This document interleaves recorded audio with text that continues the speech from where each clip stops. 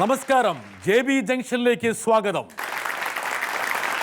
നമ്മുടെ അയൽപ്പക്കത്തെ പയ്യനായി 3 പതിറ്റാണ്ടായി തുടരുന്ന നമ്മുടെ സ്വന്തം മുകേഷുമായിട്ടുള്ള സംഭാഷണം ഈ എപ്പിസോഡിലും തുടരുകയാണ്. സിനിമയിലേക്കുള്ള മുകേഷിൻ്റെ രംഗപ്രവേശനം 32 ബലൂൺ. അതൊരു ബലൂണിലേക്കുള്ള കേരളമായിരുന്നു. മുകേഷിനെ മറ്റ് വിദ്യാർത്ഥികളിൽ നിന്ന്, മറ്റ് സഹപാഠികളിൽ നിന്ന് വ്യത്യസ്തനാക്കിയൊരു സംഭവം. ബലൂൺ സിനിമ ഇതുപോലെ യാദർച്ഛികമായിട്ട് മറ്റാരും എൻ്റെ അറിവിൽ, എൻ്റെ സഹപ്രവർത്തകരാരും തന്നെ സിനിമ നടനായിട്ടില്ല. കാരണം സിനിമ മനസ്സിലുണ്ട്, പക്ഷേ അതൊക്കെ ഒരു സ്വപ്നത്തിൽ പോലും ഉണ്ടോ എന്ന് ഞാൻ ഇപ്പോൾ സംശയിക്കുന്നു. നാച്ചുറലി ഉണ്ടാകാം, തമാശയ്ക്കൊക്കെ പറയുമായിരിക്കാം. പക്ഷേ ഒരു സിനിമ നടൻ, അതും പ്രധാന ഒരു വേഷം ചെയ്തുകൊണ്ട് സിനിമയിൽ വരിക, അതൊന്നും നടക്കാത്ത കാര്യമായിട്ട് കരുതിയിരുന്നൊരു കാലഘട്ടമാണ്. അപ്പോൾ എൻ്റെ അച്ഛൻ്റെ ഏറ്റവും വലിയ സുഹൃത്താണ് കൃഷ്ണസ്വാമി റെഡ്ഡിയാർ. അദ്ദേഹം കുങ്കുമം, നാന, കേരള ശബ്ദം, അങ്ങനെ കൊല്ലത്താണ്. ഒരു കൊല്ലത്തുകാരനല്ലാത്ത ഒരു കൊല്ലക്കാരനാണ്. അപ്പോൾ അദ്ദേഹവും അച്ഛനും കൂടെ ഒരു ദിവസം വീട്ടിലിരുന്ന് സംസാരിച്ചുകൊണ്ടിരുന്ന സമയത്ത് വളരെ യാദർച്ഛികമായി എന്നെ കാണുകയും, അപ്പോൾ എന്നോട് അച്ഛനെ പോലെ കലയൊന്നും ഇല്ലേ പോന്ന വഴിക്ക്. അപ്പോൾ കൂടെ ഇരുന്ന ഒരാൾ പറഞ്ഞു കൊടുത്തു, ഭയങ്കര മിമിക്രിയാണ്, ആള് അമച്ചർ നാടകത്തിലൊക്കെ അഭിനയിക്കും. അപ്പം നമ്മൾ എത്രയോ സിനിമകൾ എടുക്കുന്നു, നിങ്ങളെന്താണ് ഇതൊക്കെ പറയാത്തത്? അപ്പം സിനിമയിലേക്ക് അഭിനയിക്കണം എന്ന് പറഞ്ഞു. അപ്പം നമ്മൾ എന്ന് പറഞ്ഞു. 2 മാസം കഴിയുമ്പം എന്നെ വിളിച്ചിട്ട്, അദ്ദേഹത്തിൻ്റെ ഓഫീസിൽ വിളിച്ചിട്ട് ഒരു സിനിമ എടുക്കാൻ പോവുകയാണ്. സിനിമയുടെ പേര് ബലൂൺ. അത് കൊട്ടാരക്കര ശ്രീധരൻ നായരുടെ മകൾ ശോഭയാണ് നായിക. നായകൻ O മാധവൻ്റെ മകൻ മുകേഷ്. അങ്ങനെ പറഞ്ഞപ്പോഴാണ് ഞാൻ അറിയുന്നത്. ഞെട്ടി. അപ്പോൾ പിന്നീട് നമ്മൾ തിരിഞ്ഞു നോക്കുമ്പോഴത്തേക്ക് നമ്മുടെ സഹപ്രവർത്തകരൊക്കെ ഒരുപാട് പേര് പറഞ്ഞിട്ടുണ്ട്, സിനിമയിൽ അഭിനയിക്കാൻ വേണ്ടി അവർ അനുഭവിച്ച ക്ലേശങ്ങൾ. കോടമ്പക്കത്ത് പോവുക, പട്ടിണി കിടക്കുക, വെള്ളം കുടിക്കുക, എല്ലാ ദിവസവും ഈ ഡയറക്ടറെയും പ്രൊഡ്യൂസറുടെയും വീട്ടിൽ പോവുക, എന്നിട്ട് അതിനകത്ത് 3 or 4 പേര് മാത്രം രക്ഷപ്പെടുക, കുറേ ആൾക്കാർ ജൂനിയർ ആർട്ടിസ്റ്റായി മാറുക. നമ്മൾ ഉദയനാണ് താരത്തെ ആ സിനിമയൊക്കെ കണ്ടപ്പോഴത്തേക്ക്, പക്ഷെ ഒരിക്കൽ പോലും ഒരാളടുത്ത് ഞാനൊരു ഒരു ചാൻസ് ചോദിക്കാതെ, അതൊരു ഭയങ്കര ഒരു ദൈവാനുഗ്രഹമായിട്ട്, ഒരു ഭയങ്കര ഒരു ഭാഗ്യമായിട്ടാണ്. അങ്ങനെയാണ് ബലൂൺ എന്ന സിനിമയിൽ ഞാൻ അഭിനയിക്കുന്നത്. ശരിക്കും പിന്നീട് സിനിമ അഭിനയിക്കാൻ വേണ്ടിയാണ് ഞാൻ മദ്രാസിലേക്ക് പോകുന്നത്, അല്ല സിനിമ ചാൻസ് ചോദിക്കാനല്ല. അപ്പോൾ അങ്ങനെയുള്ള ഒരു വലിയ ലക്ക് എൻ്റെ കരിയറിൽ എനിക്ക് കിട്ടിയിട്ടുണ്ട്. മുകേഷിൻ്റെ ആ വഴിത്തിരിവിനെ കുറിച്ച് പറയാൻ പ്രാപ്തനായ ഒരാളുണ്ട് ഇവിടെ. മുകേഷ്, എനിക്കൊരു കാര്യം അറിയാനുള്ളത്, 1982 ബലൂണിൽ തുടങ്ങിയ ഒരു ജേർണി ഇപ്പോൾ 2013 വന്ന് നിൽക്കണു. ഈ 31 വർഷത്തിൻ്റെ ഇടയ്ക്ക് മുകേഷിൻ്റെതായ ഒരു സ്ഥാനം മലയാളത്തിലുണ്ടാക്കി. എല്ലാവർക്കും അറിയാവുന്ന ഒരു കാര്യമാണ്. Because you are an actor of humorous touch. You are an actor par excellence on that. മുകേഷിൻ്റെ കഴിവ് to handle characters with a humorous touch is something extraordinary. അപ്പോൾ അതിൽ ജനങ്ങൾ അംഗീകരിച്ചിട്ടുള്ളതാണ്, ഇൻഡസ്ട്രി അക്സെപ്റ്റ്സ് ഇറ്റ്. പക്ഷേ എനിക്ക് അറിയാനുള്ള ഒരു കാര്യം, ഈ 31 വർഷത്തിൻ്റെ ഇടയ്ക്ക് എപ്പോഴെങ്കിലും മുകേഷിൻ്റെ ഉള്ളിൽ വൈ ഹാവൻറ്റ് ഐ ഡൺ, എന്തുകൊണ്ട് ഞാനൊരു സീരിയസ് ടച്ചുള്ള, കുറച്ചും കൂടി ഇൻറ്റൻസിറ്റി ഉള്ള, ഡെപ്തുള്ള ക്യാരക്ടേഴ്സ് എന്തുകൊണ്ട് ചെയ്തില്ല എന്നൊരു തോന്നൽ എപ്പോഴെങ്കിലും മനസ്സിൽ വന്നിട്ടുണ്ടോ? കാരണം എനിക്ക് തോന്നിയിട്ടുള്ളത്, you have the talent, you have the temperament, you have the skills to handle such characters. എന്തുകൊണ്ട് ഇത് സംഭവിച്ചില്ല? ഉള്ളിൽ എപ്പോഴെങ്കിലും വിഷമം തോന്നിയിട്ടുണ്ടോ? അതിനെപ്പറ്റി മുകേഷ് എന്താണ് പറയാനുള്ളത്? അല്ല, ഒരു ആക്ടർ എന്നുള്ള നിലയിൽ എല്ലാ റോളുകളും ചെയ്യണം, അത് മസ്റ്റാണ്. എന്നാൽ മാത്രമേ ഒരു ആക്ടർ ആവത്തുള്ളൂ. എൻ്റെ അച്ഛൻ ഒരുപാട് സിനിമകൾ, എൻ്റെ സിനിമകളൊക്കെ അദ്ദേഹം കൊല്ലത്ത് തിയേറ്ററിലൊക്കെ പോയി കാണും. ഒരിക്കൽ പോലും നല്ലതാണോ ചീത്തയാണോ എന്നൊന്നും എന്നോട് പറഞ്ഞിട്ടില്ല. ചിരിക്കുമോ സിനിമ? ചിരിക്കും. നല്ലതാണ് ചീത്തയാണോ എന്നങ്ങനെ ഒന്നും പറഞ്ഞിട്ടില്ല. ആകെ കൂടെ പറഞ്ഞിട്ടുള്ള ഒറ്റ കാര്യം, ഇനി സീരിയസ് രംഗങ്ങളിലും അഭിനയിക്കണം എന്ന്, അതൊരു അവലോകനമാണ് നമ്മൾ. അപ്പോൾ അതിനകത്തുള്ള ഒരു പ്രാക്ടിക്കൽ ഡിഫിക്കൽട്ടി എന്ന് പറയുന്നത്, സിനിമ കോടികൾ മുടക്കുന്ന ഒരു വ്യവസായമാണ്. കലയുടെ കുറച്ചുകൂടെ മുകളിൽ നിൽക്കും വ്യവസായം, കല താഴെയാണ് നിൽക്കുന്നത്. അപ്പോൾ ഒരു ബെറ്റ് ഒരു പ്രൊഡ്യൂസർ ഇത്രയും രൂപ മുടക്കുമ്പോൾ പ്രൂവ് ചെയ്തിട്ടുണ്ട് മുകേഷ്. അതാണ് ഇങ്ങനെയുള്ള റോളുകൾ എടുക്കുന്നതിൻ്റെ ഒരു മൈനസ്. എടുക്കേണ്ടി വന്നു, തുടക്കത്തിൽ അങ്ങനെ വന്നു. പ്രൂവ് ചെയ്തിട്ടുണ്ട് ഒരു ഹ്യൂമറസ് റോളിൽ അയാൾ ഓക്കെയാണ്, വിജയിക്കും.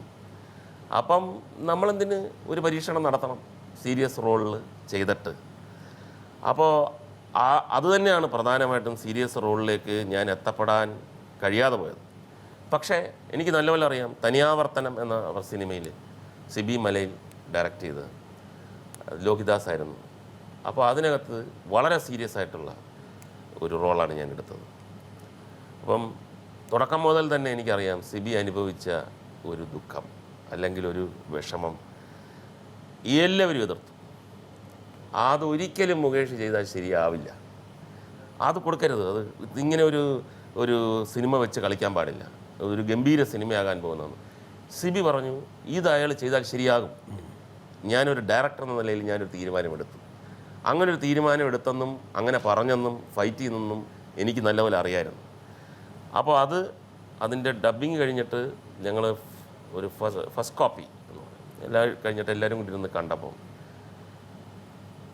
ഈ പടം കഴിഞ്ഞിട്ട് സിബി അനുമോദിക്കുന്നവരെല്ലാവരും പറഞ്ഞത് മുകേഷിന് ആ റോള് കൊടുത്തത് വളരെ ഉചിതമായി. അപ്പം സിബി എൻ്റെ ചെവിയിൽ പറഞ്ഞു, ഒരു ഡയറക്ടറിൻ്റെ ഏറ്റവും നല്ല മൊമെൻറ്റ്സാണിതെന്ന്.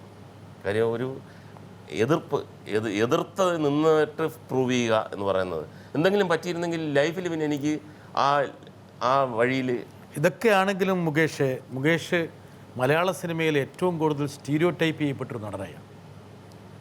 മുകേഷിന് ഇതാണ് മുകേഷിൻ്റെ ഒരു ഫോട്ടോ ഇതാണെന്ന്. പ്രിയൻ, ശ്രീനിവാസൻ, മുകേഷ്, ഈ ഒരു കൂട്ടുകെട്ട് ഒരുപാട് ഇതുപോലുള്ള സിനിമകൾ നൽകി. അല്ല, ഓറഞ്ച് തിന്നുന്നതേ ആ രോഗിക്ക് കൊണ്ടുവച്ചിരുന്ന ഓറഞ്ച് തിന്നിട്ടാണ് അയാളെ കാര്യം മുറിക്കുന്ന കാര്യം പറയുന്നത്. അപ്പം നമ്മുടെ ഏറ്റവും വലിയ വെല്ലുവിളി എന്ന് പറയുന്നത്, ഇപ്പം നേരത്തെ ബ്രിട്ടാസ് പറഞ്ഞു, ഒരു സ്റ്റീരിയോ ടൈപ്പ് കുറേ റോളുകൾ നമ്മൾ ചെയ്യേണ്ടതായിട്ട് വന്നു. അപ്പോൾ അതിനകത്ത് ഇങ്ങനെ ഒതുങ്ങിക്കൂടിയെന്നു. അതുതന്നെയായിരുന്നു ഏറ്റവും വലിയ വെല്ലുവിളിയും.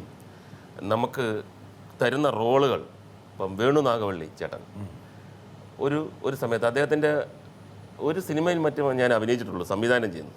പക്ഷേ എപ്പോഴും കാണുകയും, അപ്പോൾ അദ്ദേഹം എൻ്റെ അടുത്ത് ഒരു അഭിപ്രായം പറഞ്ഞെന്ന് പറഞ്ഞു, മുകേഷ് ഈ സ്റ്റീരിയോ ടൈപ്പ് ഇങ്ങനെയുള്ള തമാശ പടങ്ങളെല്ലാം അഭിനയിക്കുന്നുണ്ടെങ്കിൽ അതിനകത്ത് മാത്രമേ കൂടുതൽ അഭിനയിക്കുന്നുള്ളൂ എങ്കിലും ഒരിക്കൽ പോലും ബോറടിച്ചിട്ടില്ല.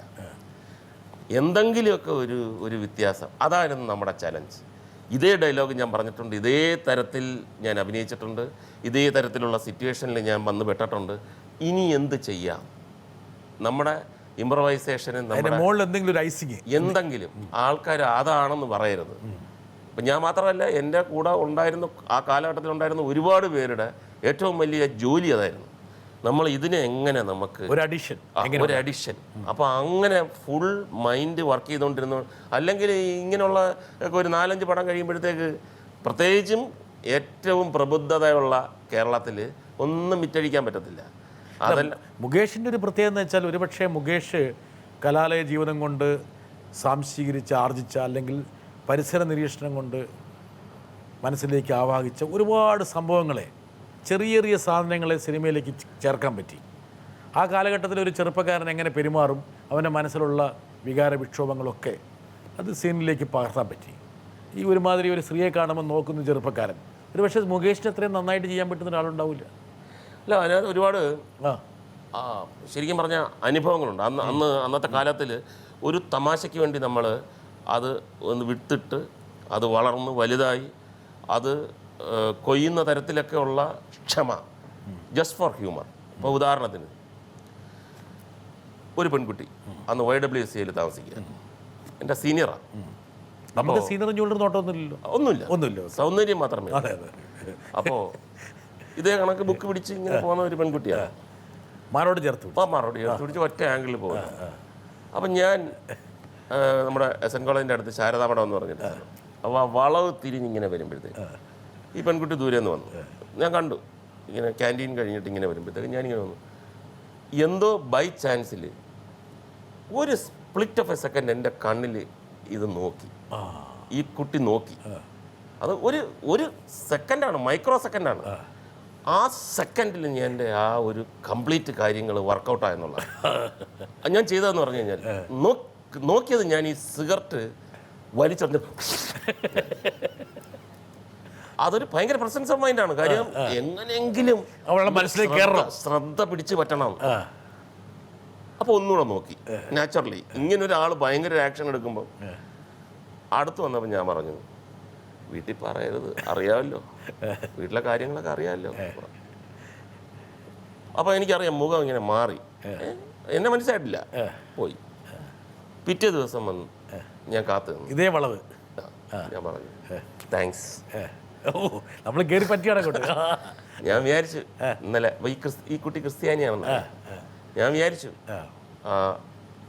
കയറി എഴുന്നള്ളിച്ച് കാണും, അങ്ങനെ ആണെങ്കിൽ ആ പള്ളിയിൽ ചെല്ലുമ്പോൾ ആ ചായനെയൊക്കെ കണ്ടു കാണും, പറഞ്ഞു കാണുമെന്ന് എനിക്കറിയായിരുന്നു. പക്ഷേ വീട്ടിൽ വന്നപ്പോൾ ആരും ഒന്നും മിണ്ടിയില്ല. അറിയാമല്ലോ, സിഗരറ്റ് വലിച്ചാൽ അത് മതി പഠിത്തം നിർത്താൻ.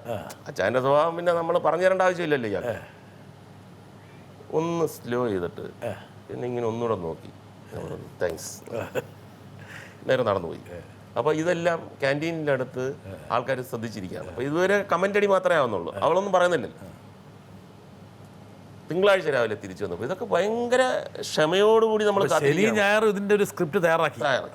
തിങ്കളാഴ്ച വന്നപ്പോൾ ഞാൻ നമസ്കാരം പറഞ്ഞപ്പോഴത്തേക്ക് ഇയാളിഞ്ഞ് വന്നേ. അപ്പം ഞാൻ പറഞ്ഞു എന്താ? അല്ല, ഇയാൾ ഈ സെറ്റ് വലിച്ച് വീട്ടിൽ പറയരുത് അച്ചായൻ എന്നൊക്കെ പറഞ്ഞ് ഇയാൾ ആരാ? നമുക്ക് എന്നെ മനസ്സിലായില്ലേ? അപ്പോൾ എന്താ സംസാരിക്കുന്നുള്ളത് ആളുകൾക്ക് അറിഞ്ഞൂടാ. അവന്മാർ നോക്കിയപ്പം ഇത്രയും ഒരു സുന്ദരി ക്ലോസ് ആയിട്ട് ഇവനെ വിളിച്ചിട്ട് ഇങ്ങനെയൊക്കെ ആക്ഷനൊക്കെ. അപ്പോൾ എന്നെ മനസ്സിലായില്ല. ഇല്ല, ഞാൻ പറഞ്ഞു മനസ്സിലായില്ലെങ്കിൽ അങ്ങനെ ഇരിക്കട്ടെ, എന്തായാലും സിഗരറ്റ് ഇയാൾ സിഗരറ്റ് വലിക്കാനൊക്കെ ഉള്ള പ്രായമായി. ഇയാളൊരു സിഗരറ്റ് വലിച്ചെന്ന് പറഞ്ഞിട്ട് ഞാൻ വീട്ടിൽ പോയി പറയേണ്ട ആവശ്യമൊന്നുമില്ല, എനിക്കറിയേണ്ടത് ഇയാൾ ആരാണ്. ഞാൻ പറഞ്ഞു പറയാം ചെന്നർ, നാളെ പറയാം. ഇവന്മാരെല്ലാവരും സ്റ്റണ്ടായി നിൽക്കുകയാണ്. എന്താ നീയുമായിട്ട്? ഞാൻ പറഞ്ഞ നമ്മുടെ വീട്ടിൻ്റെ അടുത്തുള്ള. അപ്പോൾ അവർ അടുത്ത വെള്ളിയാഴ്ചയിൽ ഒരു കൊട്ടാരക്കരയിലൊരു കല്യാണമുണ്ട്, ഞാൻ സ്കൂട്ടറിൽ കൊണ്ടാക്കണം, വേറെ ആളെ വേണം.